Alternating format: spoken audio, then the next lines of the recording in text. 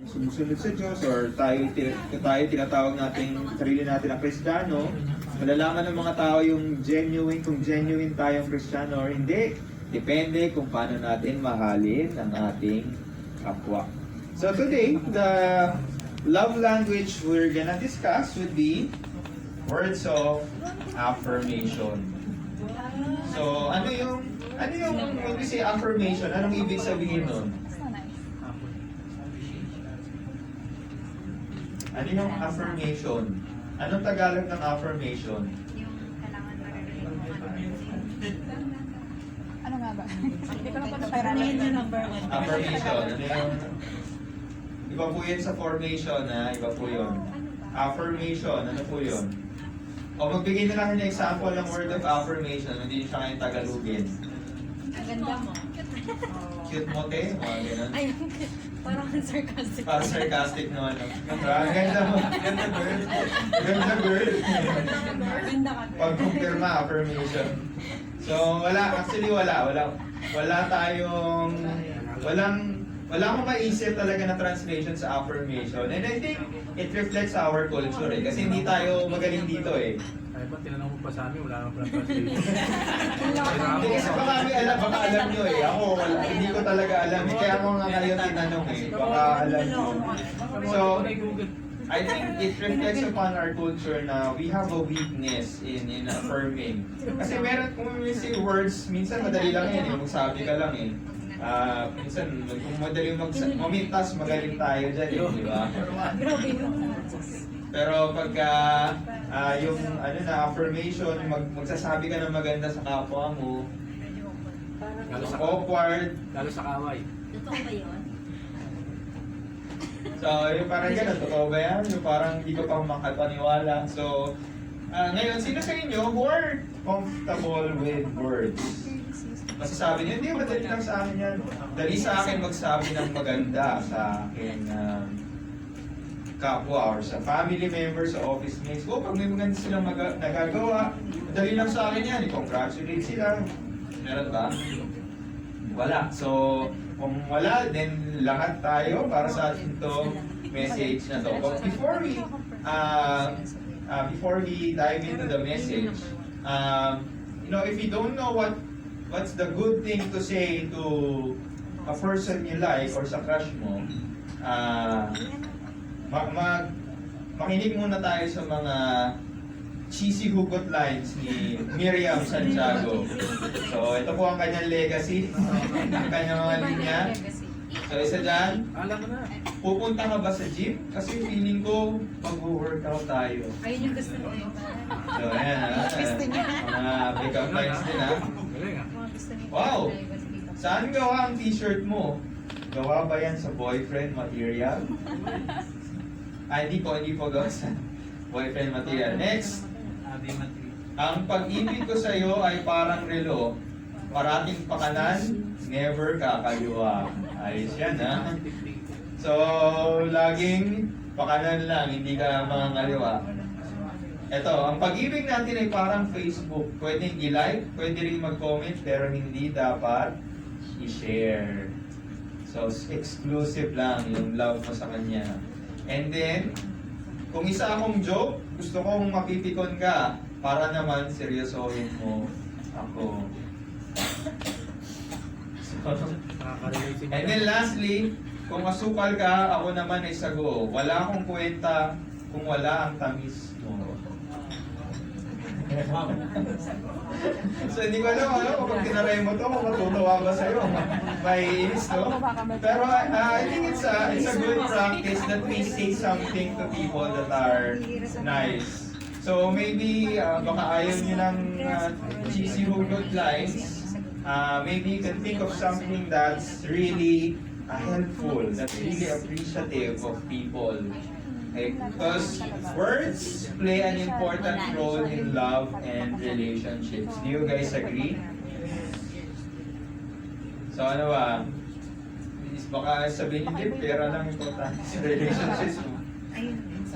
Minsan, yan. Oo, sige kasi yung girlfriend ko kahit naman lambingin ko.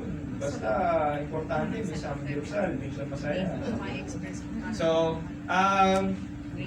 maybe, like what we said here, we have 5 love languages, di ba? So, yung 5 love languages na yun, bawat tao, meron silang parang specific na parang favorite nila na love language na gusto nilang ibigay at gustong matanggap. For example, merong mga tao na ang gusto nila ay lagi nakakatanggap ng gift. Hindi ibig sabihin mukhang pera sila. Kumbaga, na-appreciate lang nila pag may binibigay ka. Kahit man lang kuha mo ng ginalibre mo ng kape or kahit mga ganun simpleng bagay lang. Meron mga ganun. Meron naman mga tao malambing sila. Yung gusto nila, laging holding hands, mga ganun. So merong mga tao na may specific parang priority sila when it comes to love languages. Meron naman iba, basta kasama mag-spend ka lang ng time kahit hindi mamahalin yung pupuntahan nyo, kahit wala na siyang ibigay sa na parang gift pa, basta importante pagkasama kayo. Meron mga ganon. Meron din naman mga tao in the same way, yun yung gusto nilang ibigay. Kaya meron mga tao parang ang hilig nila magbigay ng gift. Kahit walang okasyon, nagbigay sila. Di ba napansin nyo rin yun, meron mga tao parang ang gusto nila lagi mag-spend time. Merong mga tao gusto nila yung sinasabihan mo sa ng mga gandang bagay. Naalala ko, meron akong office mate before.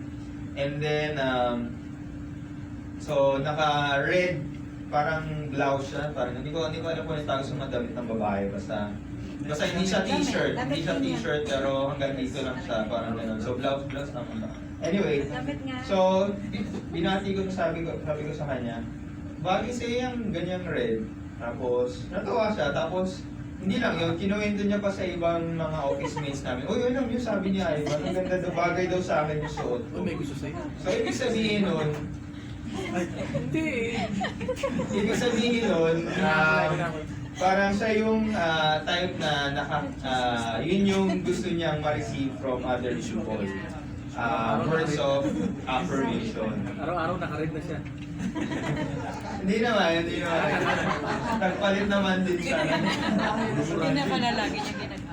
Pumusisyon na nga ako dito, buluyo pa rin. So, yan po. So, maybe you're not a person who's into words so much.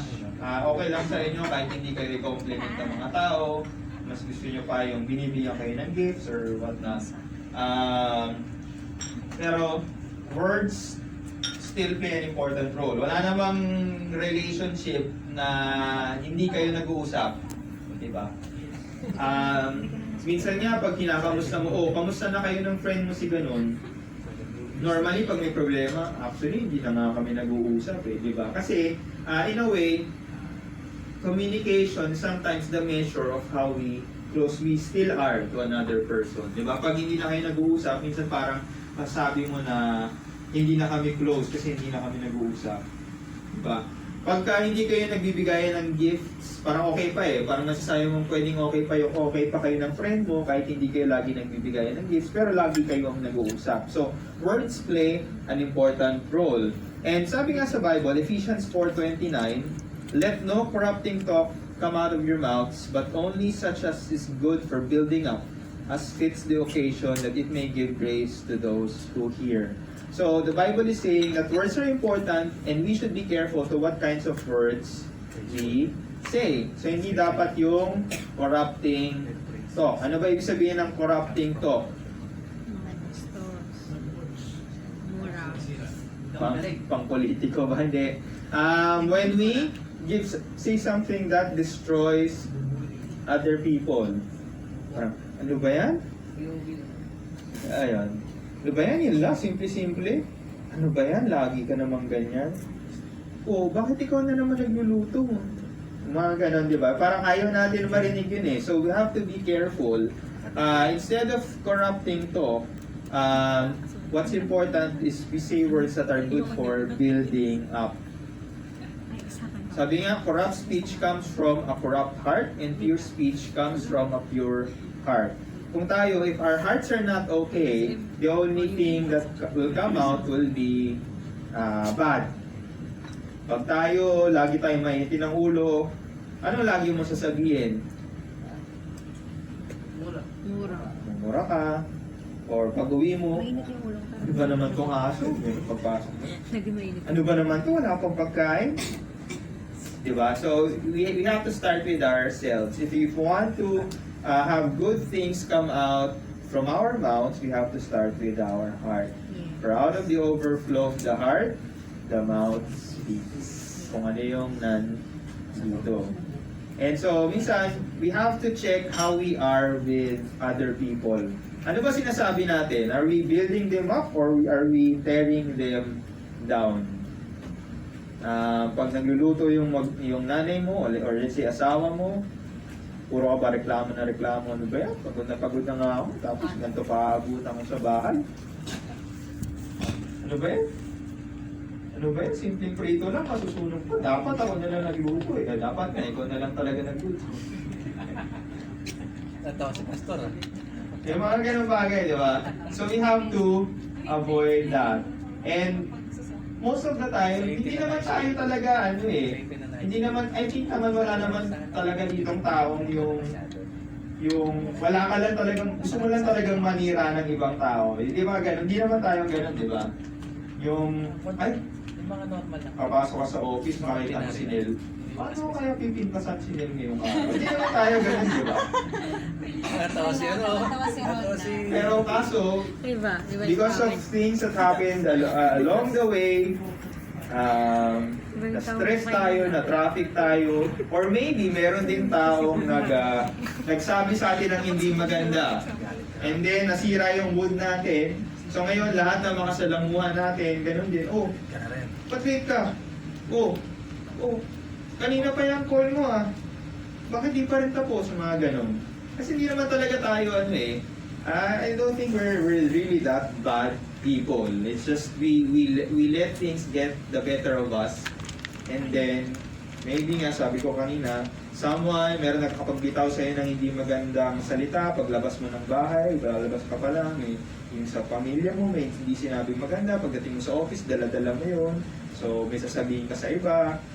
Tapos iba naman, pag uwi nila, may sasabihin din. So, damay-damay na lang. So, we have to always check our hearts if we want to really be good at affirming. So, first note that we have today, meron na tayong 2 pointers. Number 1, words are for building up, not tearing down. And you have to be careful with words. Sabi, if you know, how did God create the world? Words. It was through words. Hindi naman sa kumuha ng buhangin or bato tapos minold din yung mga planeta. Hindi. He just used words. And words, out of His words came everything, came life. Kaya we have to be careful with our words. I'm not saying yung mga salita nyo ay makakagawa rin ng planeta, but it can sometimes mean life or death. If we're not careful, we can destroy other people with our words. Kaya nga sabi sa James 3, sabi na, many of you should become teachers, my brothers, for you know that we who teach will be judged with greater strictness, because God will judge you based on what you say. Although this is specific to preaching, I think this highlights how important our words are. Verse 2, for we all stumble in many ways, and if anyone does not stumble in what he says, he's a perfect man, able also to bridle his whole body. So, ang sinasabi sa James, lahat tayo, marami tayong mali. It's like, lahat tayo nagkakamali. Pero, kung hindi ka nagkakamali sa sinasabi mo, parang perfect ka na.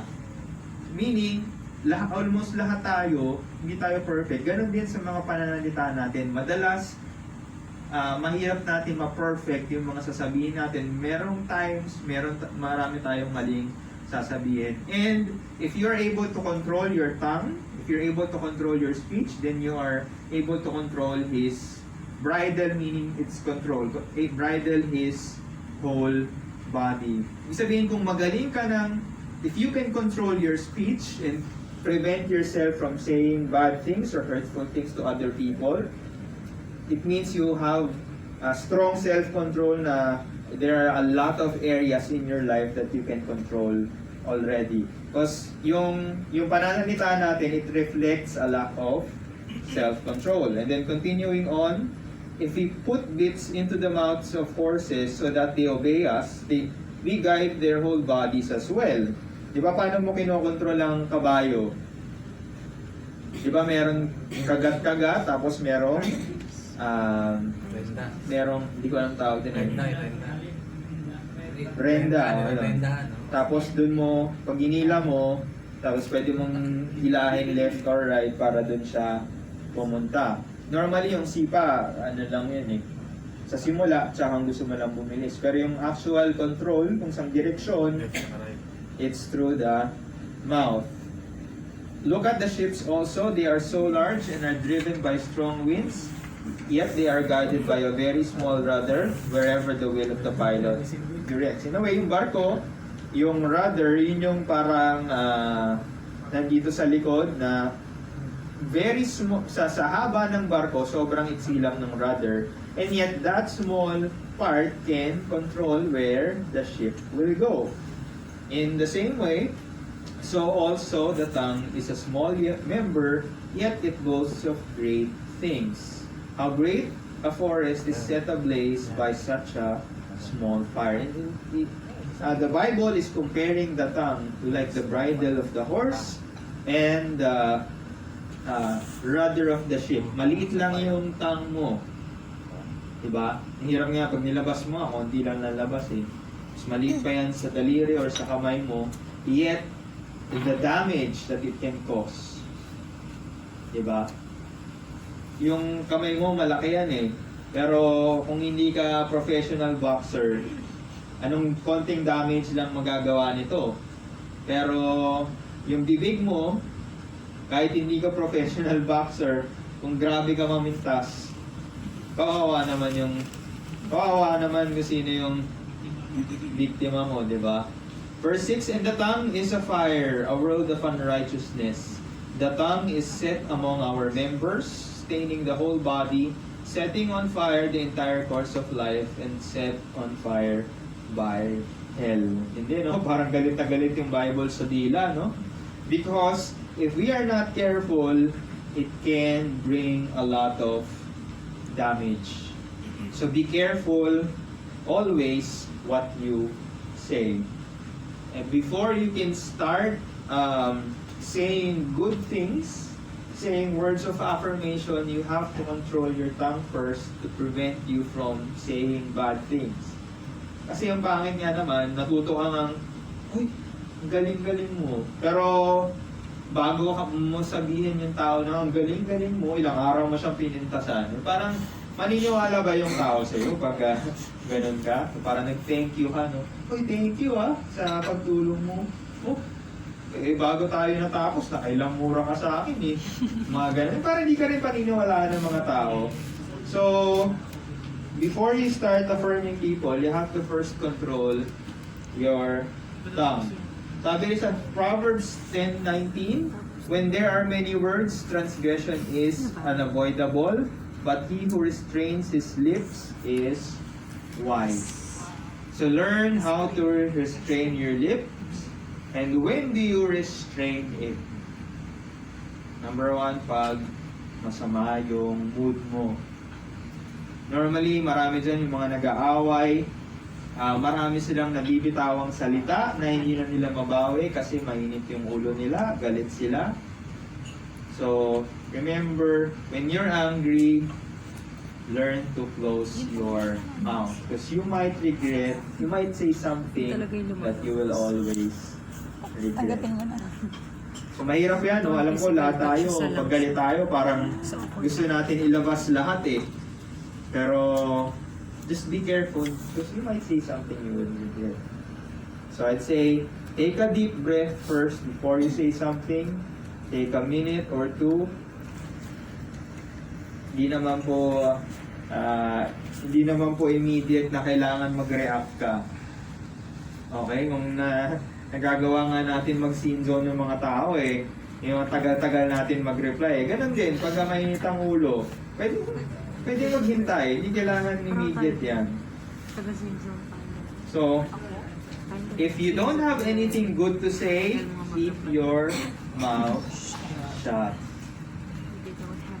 Especially minsan naman, hindi naman tayo galit, pero medyo maloko lang yung isip natin para may gusto tayong, tignan muna natin kung maganda bang joke to o makakapintas tong joke na to. Although hindi naman bawal mag-joke, pero minsan isipin mo lang konti. Pero just remember, if you say something, if you're thinking of saying something destructive, better not say it.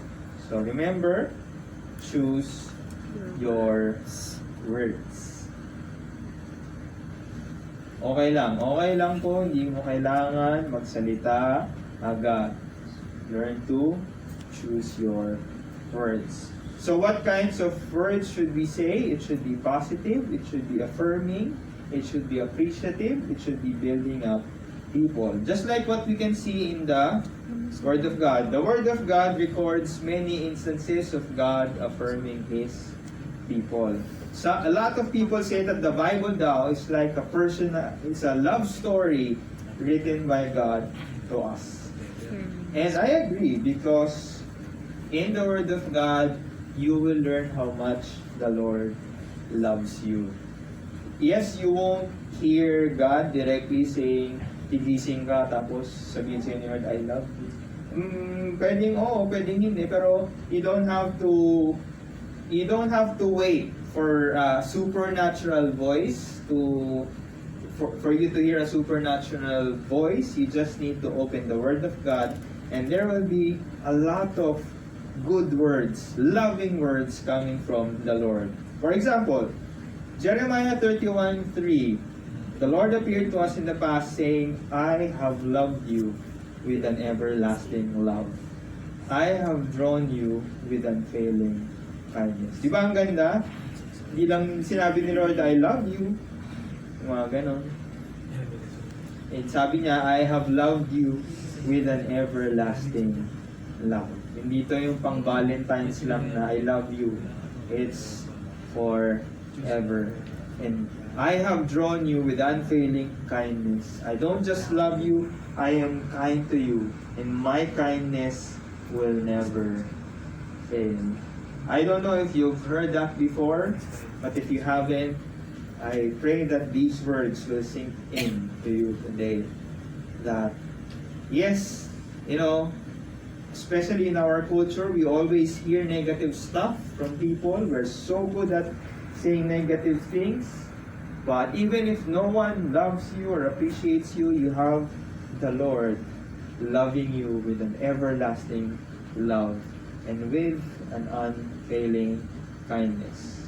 Also in Jeremiah 29:11, he says, For I know the plans I have for you, declares the Lord, plans for welfare and not for evil, to give you a future and hope.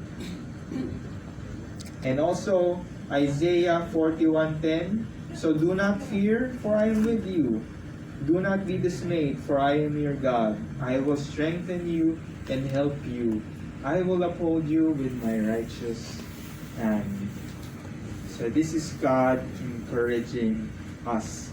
I know there are a lot of people will discourage us, and it's hard to find people that are good at encouraging. But once again, the Word of God, if you read the Word of God, you will see God's encouragement. So do not fear, for I am with you. Do not be dismayed, for I am your God. I will strengthen you and help you. I will uphold you with my righteous hand. This is a very good verse to memorize and to keep in your heart. So, para kung may pinagdadaanan ka or merong challenge sa harap mo, you can remember this. You should not be afraid, for God is with you. Diba ang ganda ng mga words na ganyan? don't just think that ano lang to, parang mga quotes lang tong mga to na nakasulat sa matandang libro. No. The Word of God is alive and is active. Okay, meaning it's not just an old book na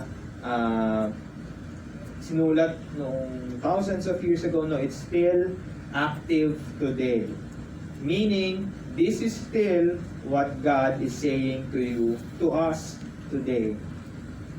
So when He says, I have loved you, and when He says, I am with you, it's still true for people like us today.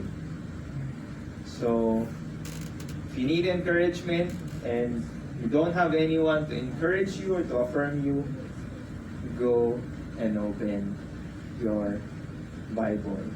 And I know, sino ba sa atin gustong makarinig ng gandang bagay sa mga tao? We want to receive encouragement. Sino ang gusto nun? Encouragement. Or baka masyado na tayong confident, hindi na natin kailangan encouragement. Or sino ang gusto natin maramdaman na mahal tayo, may nagmamahal sa atin, di ba lahat? And I congratulate you for surviving Valentine's Day. Yes! Kahit minsan feeling natin walang nagmamahal you still survived. But the good thing that kahit walang nagmamahal sa atin pag Valentine's Day, the Lord still loves us. And it's good, all, even if Ako lang yung words of affirmation are not your primary language, meaning hindi yun yung unang-unang hinahanap mo sa iyong mga relationships. Do you agree that we all need words of affirmation? Yes. Pero ang problema, we all yearn for affirmation, yet we neglect to give others the same affirmation we need. Di ba tama? We want to be encouraged. We want to feel like we are loved. We want to be appreciated. But do we say those things? Do we give those things to the people we love? When was the last time you told the family member that you love them? Tanong nyo nga yung katabi nyo, kailan? Kailan? Pagpaalis na, sinasabi ako. Pag-aalis, pag mag-abroad na, bago mo. I love you. Magandang practice yan. Pag yung, hindi lang babay, no? Merong I love you. Pero pag dumarating, hindi Pag nakahiga na, bago matulog. yung paalis na. Paris na. Pag hindi na humihinga. Pabahon yung Pag nakahiga na pala sa kabaw, no? Yun na. Mag-aalis na, mag-abroad. Okay lang ba? Parents natin. Ano nagbibigay pa sila ng allowance? Ngayon wala nang allowance, ako na yung nagbibigay. So sila na yung... Yan, di ba? So it's, minsan, ano talaga parang, minsan din parang gusto natin, pero parang ang awkward, di ba? Yung magsabi ng, yung minsan nga lang magsabi ng thank you, parang, ang awkward, di ba? Sa kapatid na lalaki, medyo ano yan. Oh, lalo na pag dalawang lalaki medyo kasi yung mga babae mas malambing sila so mas madali Hindi yan. rin Pero masyado. pag lalaki parang Medyo ano eh. Sa kuya mo, Parang- sa kuya mo. Ano? I love you bro, mga ganyan, di ba? Parang, Word love you, lalo. bro. Parang medyo. I love you pre, mga ganyan. Parang iba na Parang iba. Although you don't really, I think when it comes to your immediate family members, I think it's important for us to, hindi naman kailangan everyday, but at least in moments in our lives, we could say na, I was able to tell my family member or my parents, my brother, my sister that I love them. Guys, don't wait until it's too late. So kapag huwag nyo na hintayin, nakahiga na ng permanente, try nyo na yun bago matulog na nakahiga, yung pag-practicean nyo na. So, Pastor Mar, baka manampal ha. so learn to give affirmation. Now, when it comes to people, you don't have to say I love you to everyone. You can just learn to be appreciative, say thank you. Oy, thank you sa tulong mo kanina. Oy, thank you dun sa binigyan mo ako ng ganito. Oy, thank you dun sa kape. Oh, thank you sa kung ano man, kahit small things. It takes a habit to develop, but it won't develop until you start it. You have to start somewhere. Okay. Naalala ko, and me personally, affirmation is not one of my strengths. Hindi ako ganun sobrang encouraging. But at least I know that there was a stage in my life that natutunan ko siya. So, but that moment you start, sometimes a lot of times it will be awkward. But until you develop that habit, it will become a lot easier. The second thing you can learn is words can bring grace and life. It can bring grace in your relationship and life to your relationship and to that other person. Going back to Ephesians 4:29, let no corrupting talk come out of your mouth, but only such as is good for building up, as fits the occasion, that it may give grace to those who hear. It gives grace to those who hear. You don't know how far your words can go if you said something nice. Sino ba sa inyo dito naalala, merong one time, merong isang tao na nagsabi sa iyo ng magandang bagay at hindi mo nakalimutan yun? Or, right? It could be a family member, it could be a friend, it could be a pastor or whoever, or it could be just some people you're not close to, but then he or she saw something good in you and he encouraged you. Sabi niya, uy, magaling ka pala kumanta ha, yung mga gano'n, no? Tapos, dinamdam mo yun. Talaga, magaling ba ako kumanta? Tapos, simula nun, lagi ka nang kumakanta sa shower, lagi ka nang active sa video, okay? So, lagi ka nang may enter na number. Minsan, di ba, it's good and we remember it when people believe in us. Mga gawain ni Ron. Pero yun, naninira parati sa karaoke. So, I'm sure you have those moments in your life when people thank you, people believed in you, people affirmed you, and you can still remember it today. And in the same way, we can also do that to other people. We can make an impact to the lives of others just by our words. If we learn to affirm, if we learn to appreciate, if we learn to really believe in people and let them know through our words. And just like what I said earlier, it doesn't come easy. In my family, we're not good at appreciation, thank you, encouragement. Hindi kami magaling doon. And it's, I think for maybe 90% of all the Filipino families, ganon. There was one time in my early 20s, nasabi ko sa sarili ko, parang ayoko na pag ako may pamilya. Hindi naman sa bitter ako sa parents ko or what, pero parang sabi ko lang, gusto ko pag ako may pamilya na sarili, gusto ko hindi kami ganon. Marunong kami mag-thank you, mag-affirm. Pero na-realize ko, kailangan yun magsimula sa akin. I can't expect na ay kailangan maghanap ako ng asawa para maging ganun yung pamilya ko in the future. Kailangan yung asawa ko ganun siya. It's not gonna happen. You have to start first. So, nung may time na sobrang hindi ko kaya magbigay ng compliment. Naalala ko, meron akong friend, so lumabas kami, napansin ko, nagpakulay siya ng buhok, yung medyo, yung ash brown ba, ano to? Basta yung medyo light brown. Tapos, so nakita ko siya paparating, nakatingin ako sa buhok niya, nakita niya ako nakatingin din sa buhok niya. Pero hindi ko masabi hindi ko alam kung ano sasabihin ko. Parang ganon ako kahina doon sa compliment na hindi ko, parang feeling ko, parang dapat batiin ko yung buhok niya kasi bagong kulay. Pero hindi ko talaga alam kung anong sasabihin ko.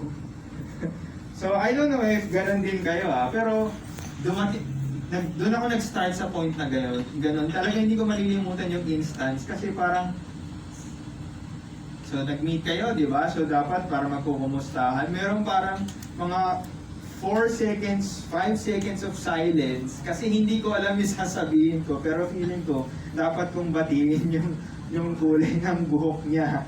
Di ba? So tanungin nyo nga yung katabi nyo, kaya nyo bang batiin yung kulay ng buhok ng Ako, yes. Oo naman. Feeling ko, yes. Yes naman. Hindi nakakawala sa akin yan. So, hindi dahil maputi na, hindi yung gano'n Pero when people did something, let's say, nagpaganda, nagpagwapo, di ba dapat babatiin natin yan? Eh sasabi mo, uy, bagong gupit Or, ang ganda ng kulay ng buhok mo I don't know baka kayo hindi nyo. Normally may ganun Uy, Boy ganda Barbero. ng gupit mo Boy Boy Barbero. Parang hindi pa pwedeng, pwedeng maganda na lang. Mag-stop ka na doon sa maganda yung buhok. Kailangan meron pang sundot ng Para hindi culture natin talaga ganun, Hindi ganun ka kailangan insulto para hindi ka awkward. Kailangan may pang-asar, hindi pwedeng maganda. So, I hope that if you're not good at giving compliments, you learn how to give compliments. And then, naalala ko rin yung isa sa mga kapatid ko, nung habang lumalaki kami, so nag-start siya magluto, matuto magluto. So, since yung mga first time niyang luto, parang naging experiment, yung mga ganon, yung mga ilaga na naging sinigang, yung mga ganon. So, siyempre, pintas naman kami gano'n. Ano ba naman to? Bakit gano'n? So, pero hindi siya tumigil pagtagal. Naging okay naman. So, lagi kasi niya tinatanong kung kamusta yung luto niya So, since nung una, ang papangit ng lasa, so todo pintas, medyo umayos na. So, pagtikim kong gano'n, okay ito. Kaso parang, hindi ko alam, parang ayokong magbigay ng magandang compliment. Parang gusto ko mamintas lang. Kaya minsan ganun tayo diba? Pagka sarap-sarap mamintas, tapos bilang, bakit okay? Hindi ko na pwedeng pintasan to yung mga ganun. Minsan may ganung moments tayo yung parang gusto lang natin mang-asar. Tapos pagka okay na, ano ba to?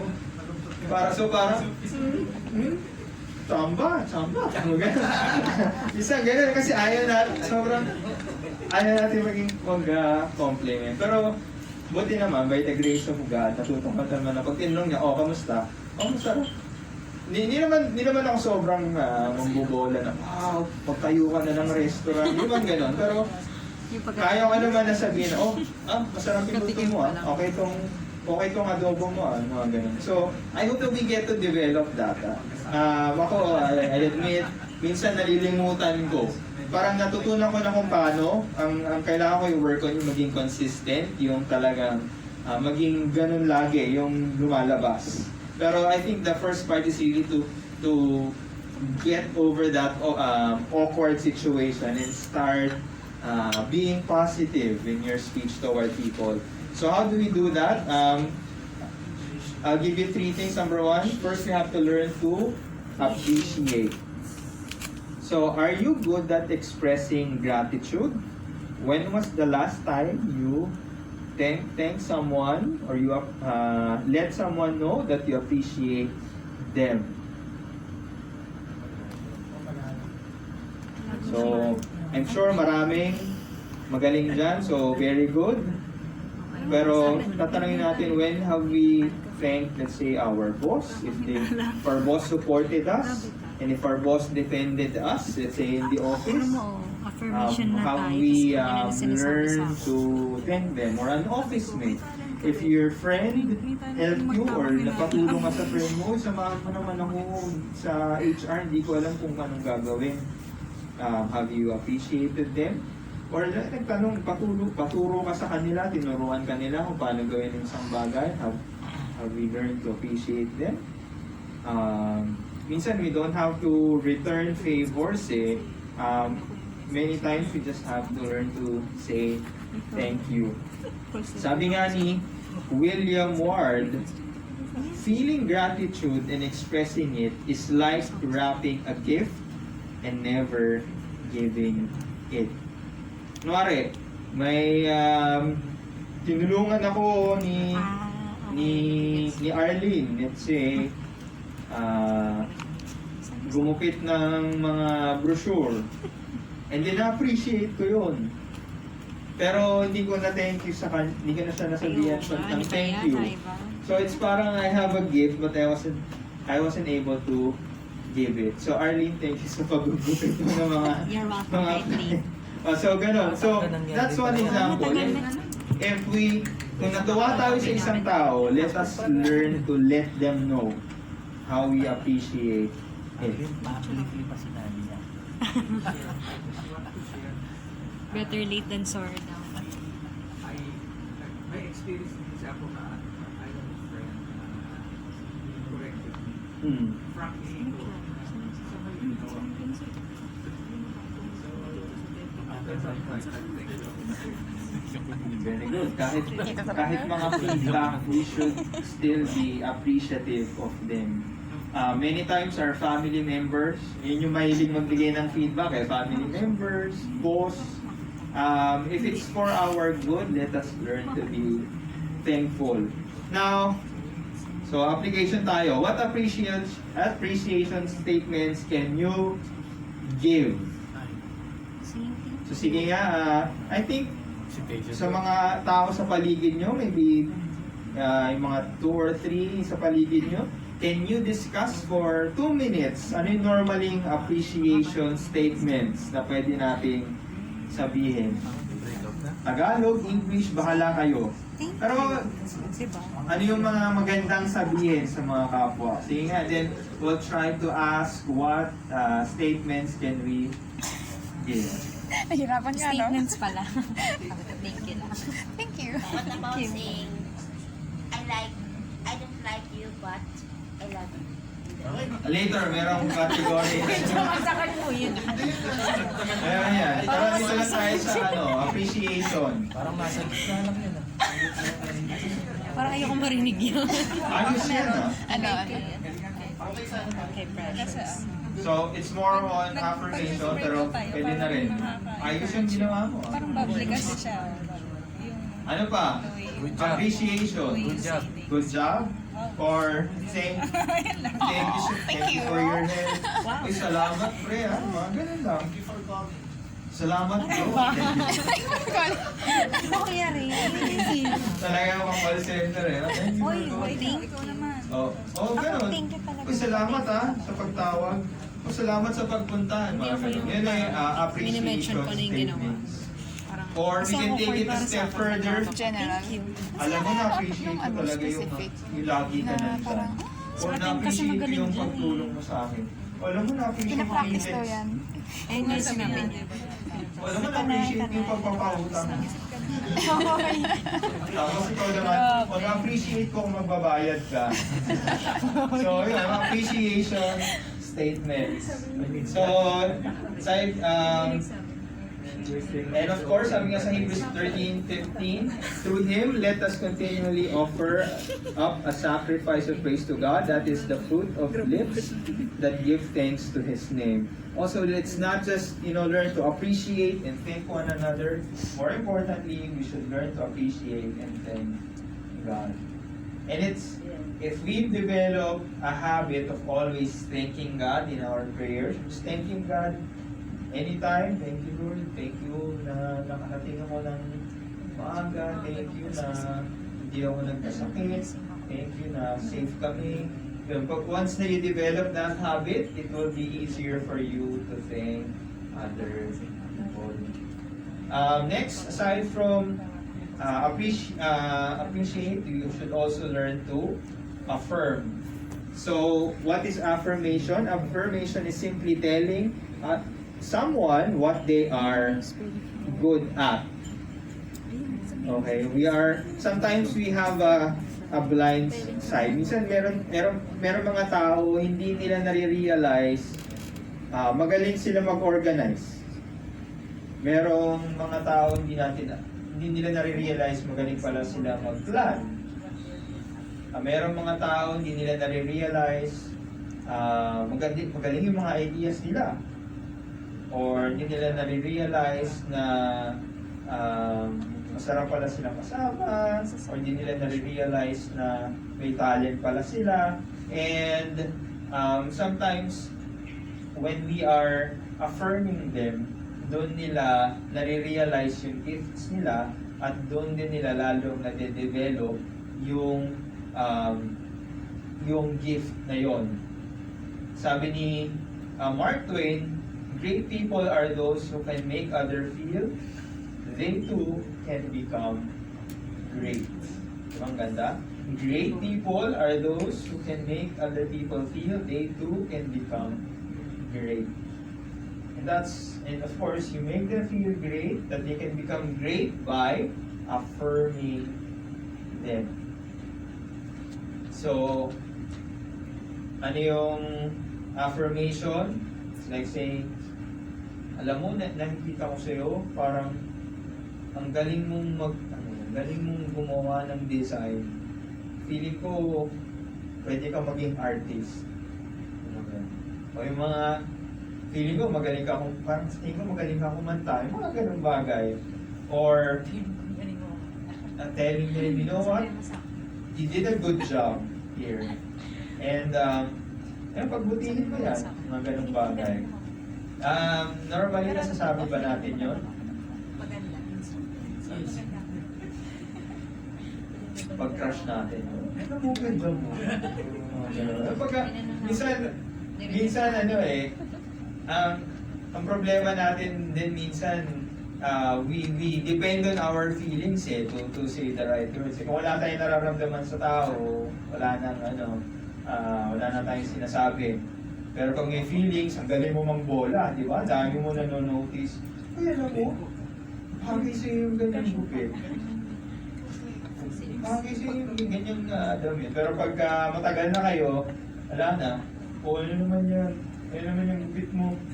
Sabi ko, ganun kagaling din eh. Diba? Pero pagka may feelings pa, parang wow, fresh na fresh, ganun. Tapos, Ginagawa mo ba yun? Alam mo yan. Parang ginagawa mo yan. so, Ikaw we have to develop a habit of affirming people. So what's the key in affirming? Look for something good in other people. A talent, a gift, or maybe something physical. I like the way you dress, galing mo manamit, bagay sa suot mo, or ikaw parang magaling ka sa style, something like that. So can you, let's discuss again, what are some affirmation statements that you can give to other people? I think medyo... So, ano ba? Wala. Sample. Oh, yun o. Bro, ang aga mo ah. Susunod, agahan pa niya. Never nagawa. Huwag naman sana. Pagka late, saka nyo sasabihin, bro, ang aga mo ah. Pagka maaga, doon tayo magaling eh. Pagka sarcastic, yung lalabas eh. Yung ang ganda mo, ang galing mo. Pagka sarcastic, doon lang natin nasasabi. Pero pag magaling talaga, hindi natin nasasabi. Di ba? Pagka magaling, tsamba lang. Pagka hindi magaling, galing mo ah. Ayun, so, let's try to break that habit. Dumating ka pa. Aga mo.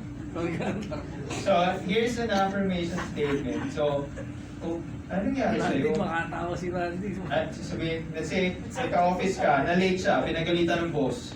So, gagawin mo, kakamustahin mo, o anong nangyari sa'yo? Anong nangyari sa'yo? Bro, kasi naglilipat kami, wala kaming ginagawa sa bahay, kaya na-late ako. So, how you can affirm that person is, alam mo, okay lang yan, makakaraos din kayo niyan. And I'm sure, once natapos kayo, pwede ka na, mas madali na sa'yo makapunta sa office sa maaga, hindi ka napapagalitan mo. Something simple as that. So, something that makes the other person feel like. Words of affirmation, especially if you see something good in people, don't forget to tell them that you've noticed it. Okay? Galing mo magluto, galing mo kumanta, o ang galing mo dun sa pinagagawa, kung ano man yung task nyo, let's say, sa call center, ang galing mo talaga, ang galing mo magpa-classify ng customer, or, galing mo talaga sa project na to, o parang, alam mo, feeling ko, mapopromote ka na in a year, or in a few months. So yun, something that's affirming. Or I think bagay sa iyo itong gantong position. Parang bagay, feeling ko bagay sa iyo mag-trainer. Kasi magaling ka pagka may pinapa-explain ako sa iyo, na-explain mo kagad. So feeling ko magaling ka magturo. So yun, those are words of affirmation. Diba yun yung mga gusto nating marinig sa mga tao? Why don't we start doing or saying those things? And maybe once you've developed and then you've encouraged everyone, you can even change the culture around you. Because you learn to say thank you learn to appreciate people, maybe mapipick up nila sa iyo yun, and maybe they would learn. And then you now have a family that learns to appreciate, you have a family that learns to, or an office that learns to just affirm one another. Yung sa family ko, meron kaming tito na pastor, and then he highlighted that it's very important that you really affirm and look for something to appreciate. So, sa family namin, nagkakaroon kami ng devotion. Pagka may birthday, birthday ng kapatid ko, we take time to appreciate that a family member na may birthday. Uy, alam mo, na-appreciate ko na ikaw yung laging nagluluto dito sa bahay, na-appreciate ko lagi ikaw yung nagdadrive, mga ganun. And we also affirm, alam mo, feeling ko, i-bless ka ni Lord sa trabaho mo. And parang, feeling ko, nakikita ko, lagi kang maagang umali, so feeling mo, lagi i-bless ka ni Lord at mapopromote ka. Or whenever they have concerns, mga ganun, you're there to encourage and affirm them. Is it hard? Yes, sa simula. But once you get used to it, it's gonna be a lot easier. Isa siguro obstacle yung napapasok sa isipan. Sa bibig lang. Ibig sabihin nun, ang solusyon dyan, basta hindi, sa una, pwedeng totoo ba to? Parang, kasi minsan ayaw mo ang hirap yung humarap na may sasabihin mo, parang pinaparamdam mo sa ibang tao na nagbago ka na di ba? Parang ang hirap nun Pero, kung isang beses mo lang gagawin kasi, baka hindi sila maniwala. But once you develop the habit, they would realize, ganun na pala si Arlene. Mahilig na pala siya mag-thank you, mahilig na pala siya mag-affirm. So, you have to develop a habit. Naniniwala si Rhonda. Alright. And then, lastly, it's to be an advocate. What is an advocate? It's when you give your full support to a person and you also show it to other people. So, if you're affirming someone, uy, feeling ko bagay mag-trainer. Feeling ko bagay ka mag-trainer. When you advocate, you're really serious about supporting that person, and you also tell other people, alam mo boss, ito si si Rhonda, feeling ko, ano to, pwede itong maging trainer, or pwede itong, maging manager. So that's being an advocate. It's even a step further back. So, it's encouraging and it's talagang supporting that person. Sabi nga, bida, kaya mo yan, in a world of susuko na ako. Ay, ang ganda. Sana all. May hashtag sa So, has to be, you have to be the number one cheerleader of a person. Minsan, sometimes it's sad, especially when I see, especially married couples. I see some couples na, kumbaga, yung asawa, imbis na siya yung biggest fan, siya pa yung worst critic. Di ba parang ang hirap ng gano'n? Minsan, sa mga mahal natin sa buhay, imbis na tayo yung biggest fan, biggest supporter nila, tayo pa yung worst critic. Di ba? Parang minsan, kahit tayo parang minsan, sino yung mas pinakamadalas maminta sa'yo? Minsan kapatid mo, minsan asawa mo, minsan, di ba? I think we should break that trend in our culture na hindi naman ganun. Let's be the biggest fan of one another. Let's be the biggest supporter of our family members, of our friends, our loved ones, our spouse, our girlfriend, boyfriend, our children, our parents, grandparents. Let's be that person who be supportive. Kahit na hindi sila ganun sa atin, let's be the difference. Naalala ko rin, meron time, nag-aaway-aaway kami sa bahay, gano'n. And then one of my parents said, alam niyo, wala naman akong naririnig na kahit ano man lang appreciation or thank you sa inyo Gumanon siya, gano'n. Tapos, so parang tinaman ko, tama nga naman. Pero, hindi sasabihin ko bakit, ikaw ba, nag-thank you ka ba, hindi ka rin naman gano'n Pwede, kasi minsan, madalas pwede mo sabihin yun Pero, you also have a choice. You don't want this culture in your family, in your office, then be the one to break it. So, I remember, I think it was the other day, bago matulog, I approached, pumunta ako sa kwarto ng parents ko, and then I just told them, mga pa, thank you na pinag-aaral niyo ko, thank you na pinag-provide yung pangangailangan namin, mga ganun. And I started, from time to time, I did that. And then, okay lang kami ng parents ko, away-away. And I think, those things, kahit na mahirap, mahirap yun ba yun? Oo, mahirap sa akin yun. Naalala ko rin yung first time that I texted my parents, I love you. Mahirap din parang, ano naman ito? Hindi pa Android phone yun. So dapat, pabilisan lang yung text. Pero parang, nakasakay ako sa jeep na, ilang tao na yung bumaba, hindi mo pa nasisend yung message. Kasi, kailangan ba talaga gawin to, Lord? Ganon. What's the reason why it's hard to say I love you? Because it's not a habit of us.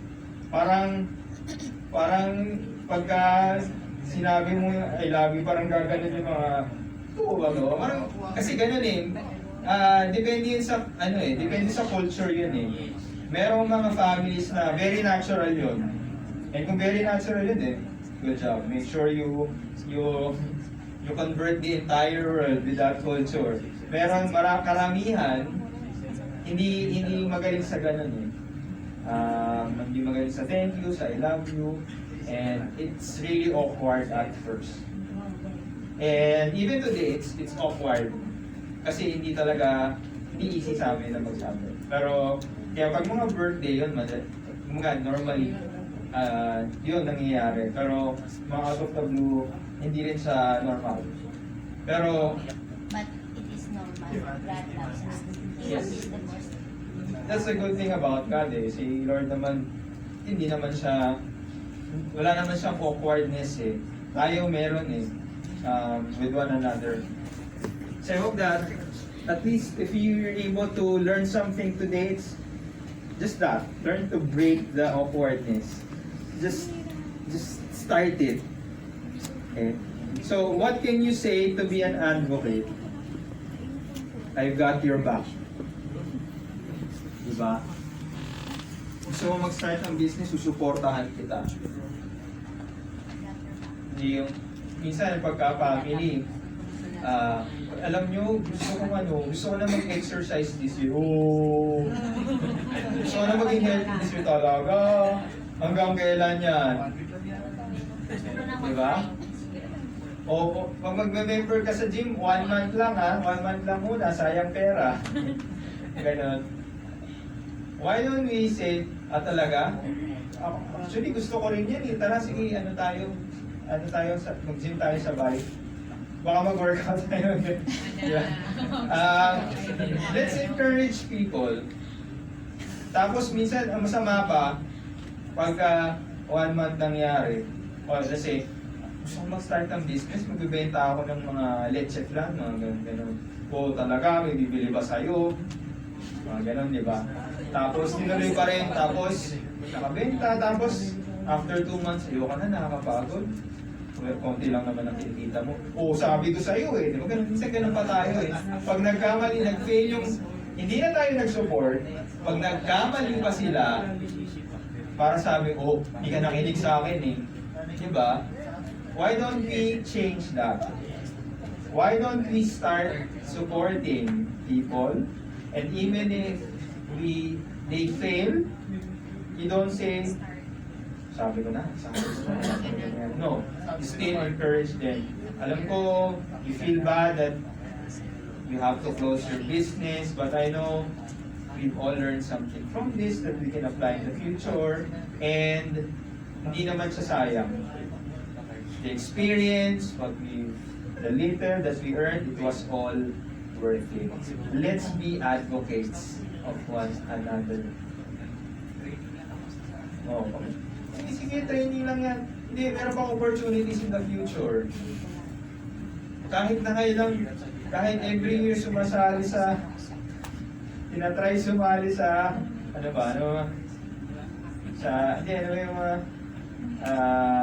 kahit every year ka sumasali sa The Voice, sige, susuportahan kita kahit hindi ka natatanggap every year. Or kahit nakailang apply ka na, hindi, sige. Kung nakikita mo talagang meron siyang potential, believe in people, be an advocate. So, let us be careful with our words. Remember, 3 things: appreciate, affirm, and be an advocate. So, really support people.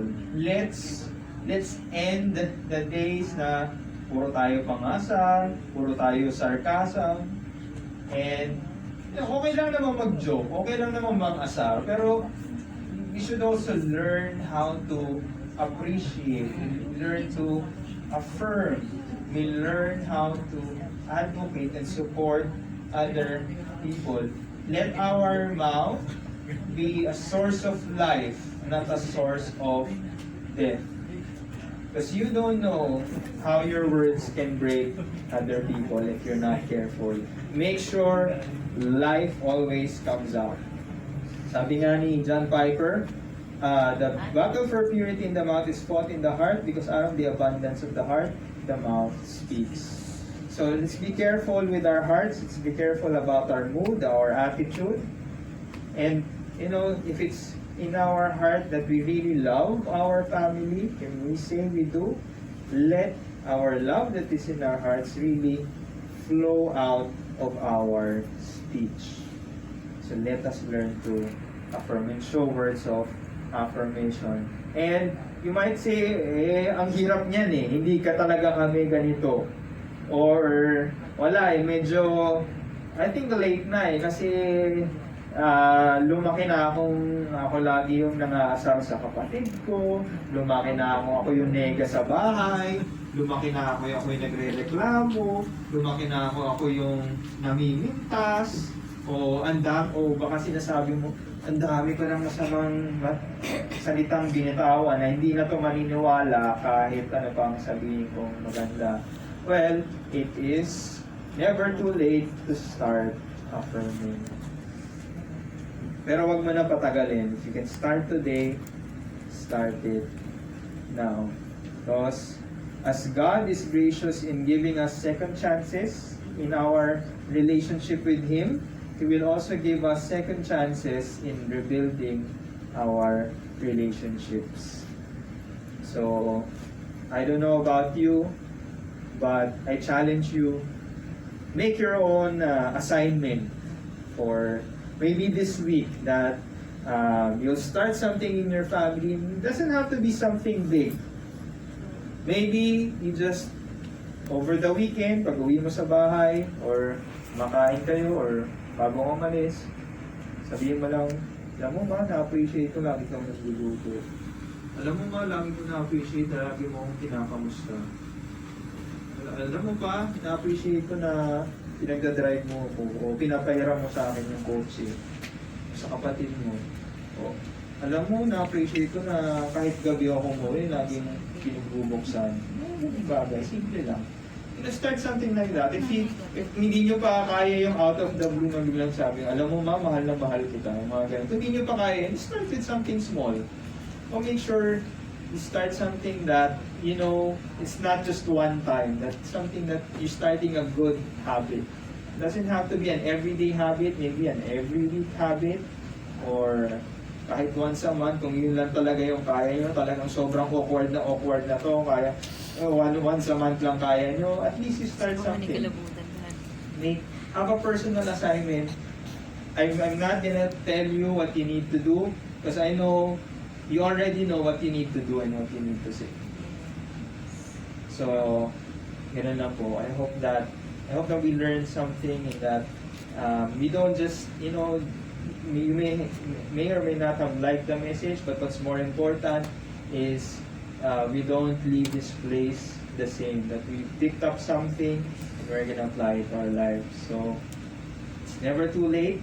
Start affirming. Let's pray. Father, we thank you that most importantly, Lord, you love us and you're always there to affirm us and encourage us. Thank you, Lord, that even though we're bad, Lord God, that our relationship with you, bad at communicating with you, and talking to you, you're still there, you're still loving us, and you're still encouraging us. Lord, we pray that we become appreciative, or we become encouragers, affirmers, and may we become advocates of one another, especially our loved ones. Though, Lord, we know that it's hard, that we may have previous hurts from other people, but Lord, may your love for us just overflow. May we just keep feeding on your love so we can give it to other people. Lord, may we start something small this week. May we make little changes, and may we start learning to encourage and affirm someone and be appreciative, Lord. And Lord, may our families, our relationships, our friendships, our communities, our offices be changed, Lord God. And may we just learn an encouraging people and the loving people. This we ask in the mighty name of Jesus Christ. Amen. Right, so I hope that you can stay. We have